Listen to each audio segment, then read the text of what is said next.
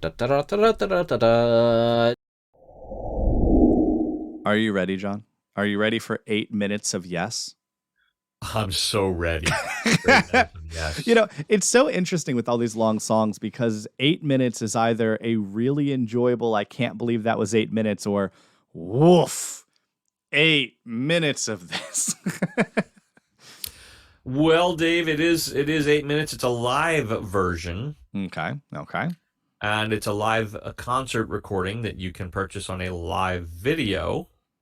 However, let's back up a little, shall we? You ever heard of Steven Soderbergh? Steven Soderbergh? Soderbergh, No. film director, movie director. Mm-mm.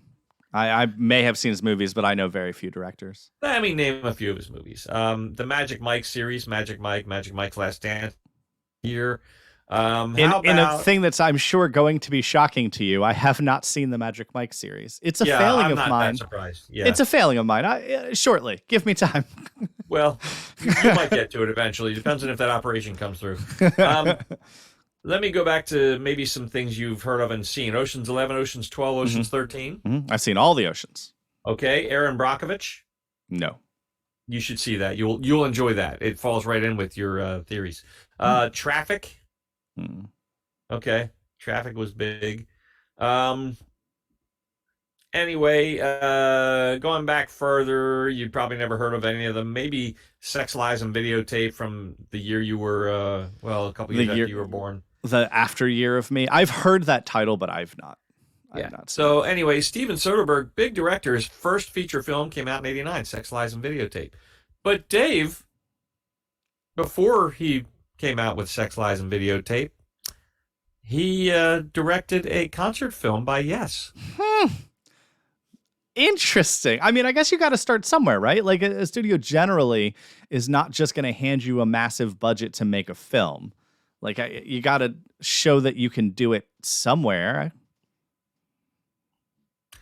Well, he was a huge Yes fan, is what he was. That makes a lot of sense then. And he somehow got connected with the Yes Gang, and he filmed Yes in the '80s, Dave. So this is what you're about to see: a song from their 90125 album, which produced their big hit "Owner of a Lonely Heart." This is the '80s Yes. This is no Steve Howe, no Rick Wakeman. Okay, you got John Anderson, you got Christopher Squire on bass, you got Alan White on drums, and then you got Tony Kaye, who was the original keyboardist in the '60s, who they fired when they got Rick Wakeman. And he comes back in the '80s to be a part of the hit-making version of Yes, and South African Trevor Rabin on guitar and sharing some vocal duties as he does on this song. In fact, he's kind of lead vocalist for this song, where John kind of takes more of a support role. Hmm. Okay. But what's interesting about this concert video is Soderbergh interspersed elements of a produced video, like you would produce a video for a song, a studio version for MTV. So he actually interspersed a production along with and melded it with the concert version. So it all comes together as one. So this becomes kind of a story, or Steven Soderbergh's version or his vision of what the song, as a visual representation of what the song is trying to say. Well, it's a Yes song, and if there's one thing I've learned about Yes songs is that I can say they mean whatever I want them to mean, and you can't prove me wrong. So maybe this is the first time I have to. I would say hold the finger up, because this is the '80s, and this is where, as I told you in the last Yes song we did, this is where they didn't let John come into the songwriting process until the songs were all but finished. So while you're right, there may be some Johnisms in there. For the most part, this was a song with a beginning, a middle, and an end, and with an intent. Okay. All right, here we go. Here's time for changes. No.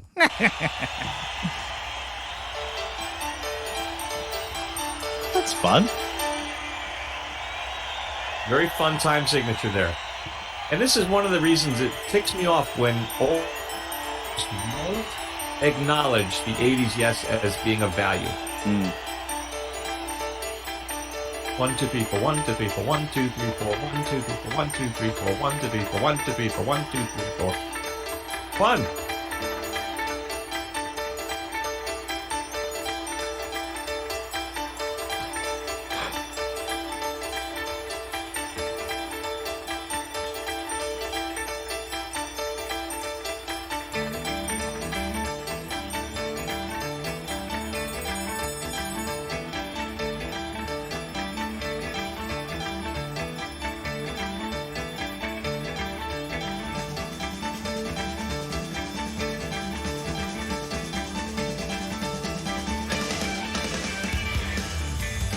Oh.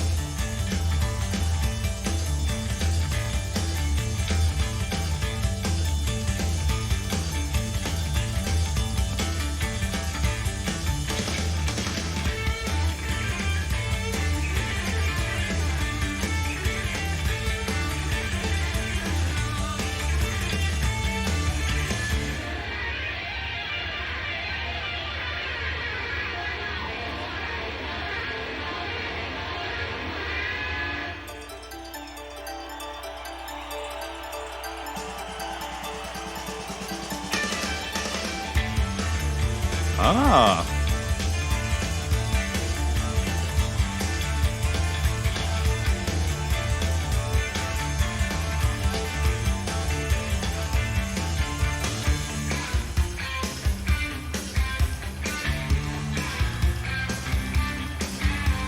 They look like British rockers. Well, 3 of them are. 4 of them are.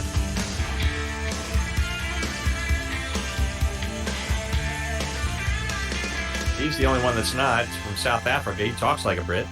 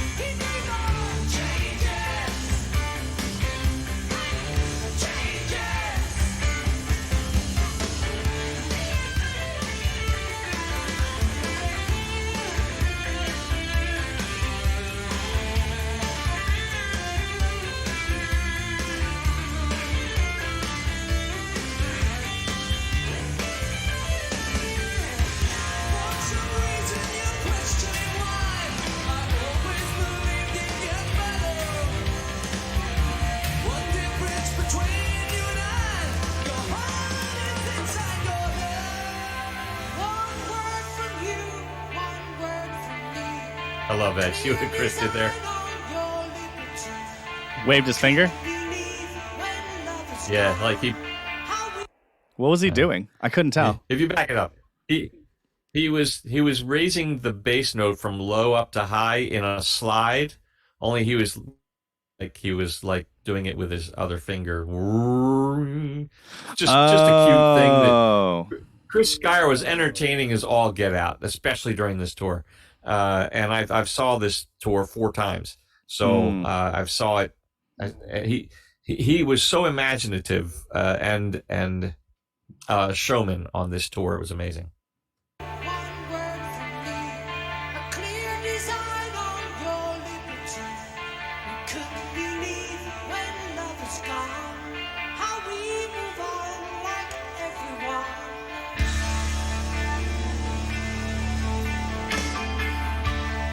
Only such fools,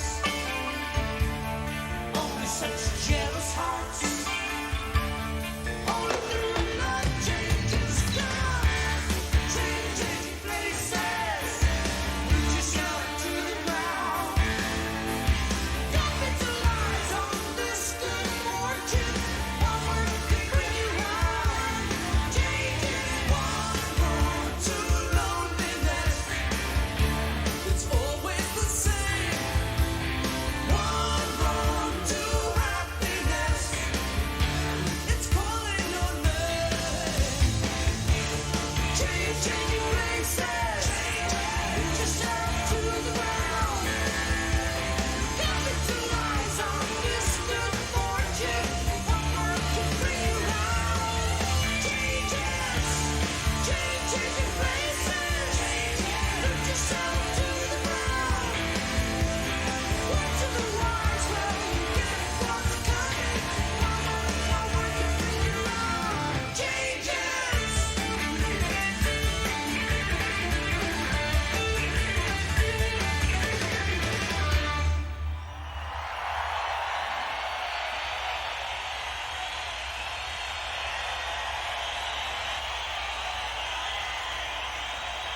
How do you like the simplicity of that stage? Yeah.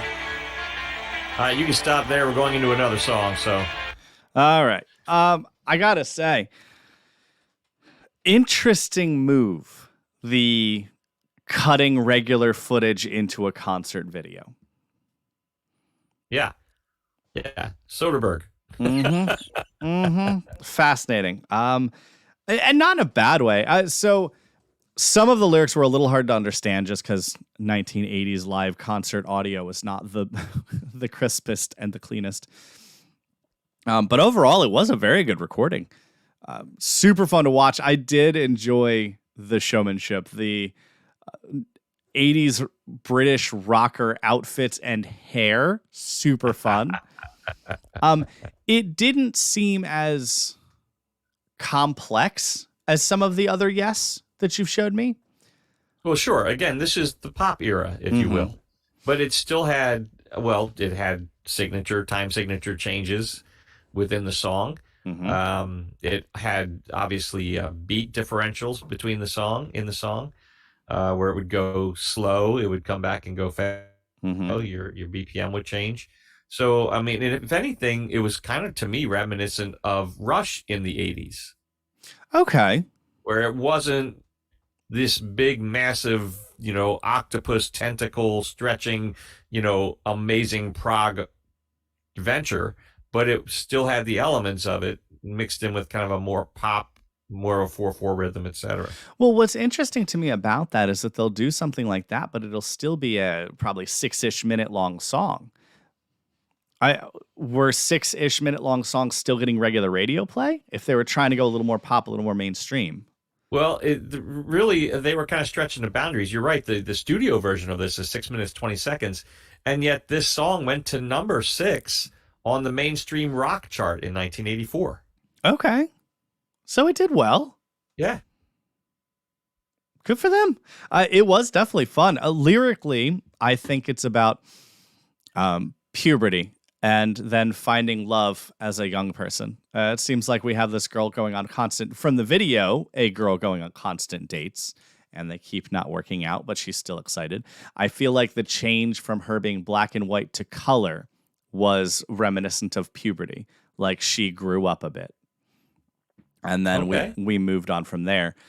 For in the beginning of the song, I thought it was going to be about changes in technology because we had the guy sitting there with the spinning wheel, video recording it or whatever he was doing with it. But then we moved on, and the rest of the song seemed to be about that visually. Lyrically, from what I could pick up, I could see it. I don't think it was super clear, but a lot of references to finding love and dealing with loss and, dealing with the loss of love, being able to move on. So it would all jive with Mr. Dr. Pepper's way of going about that, sticking the video in. Mr. Dr. Pepper. Whatever his name was, Tab. Steven Soderbergh. Soda. That's why that was in my brain. That is why that was in my brain. I was like, man, what's his name? I don't know. And then my brain said it was a soda. And so I just started naming sodas. That's funny. Dave, you are a complex individual.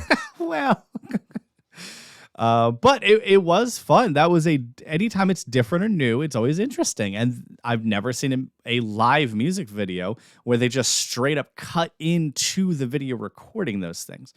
I've seen, you've shown me other bands where they would have stuff playing on a screen, like Dark Side of the Moon had the round screen up there and it was playing videos during some of the songs. So stuff like that is not new, but straight up cutting it into the song itself, the music video itself was a new element that I haven't seen before.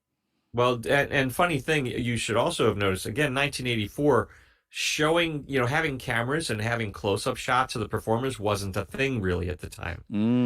It was just starting to happen a little bit at the massive venues. But, where I saw it, which was at Hershey Park Arena and at the Spectrum, Cup 3 times at the Spectrum and once at Hershey Park Arena, there was no video to let you see your stars close up. There was no video to tell the story behind it. So all that we just saw only happened when I bought the video after it was released, the concert film. And it's not the only time in that concert that he does intersperse old footage with what was going on stage that we never had a clue of, in the audience because it wasn't there. Well, Yes had to be okay with it. I mean, I assume that the band members would watch it and then okay it, or at least have some semblance of say in it. I don't know. I guess it all depends on the contract. Maybe Soderbergh said, "Hey, I'll do like an amazing job. I'll do an award-winning job with your concert video, but I want, final edit. I want to make the choices." Who knows? Yeah, I don't know. Maybe. Either way, good pick. Not my favorite Yes song that I've heard so far, but it was a good pick. It was still fun. And is it a playlist entry for the band? For going on the specific Yes sort of stuff, yeah, I'd totally throw this on. Yes, I would throw this on there. I'd throw this on my regular old playlist, bop along to it as it came on. There you go. And then I'd turn to my wife and I'd be like, in the concert video version of this, Mr. Know-It-All. She actually likes most of the fun facts because I've been introducing her to a lot of the music and then sharing some of the fun facts that you share with me about the song. So we have fun with it. We spent a lot of time in the car, so we certainly got time together to do it. Well, I'll tell you what, Dave, you better get it right or somebody's going to flame you in the comments. Oh, that's the beauty of it. Like, she doesn't fact check me. I could say anything.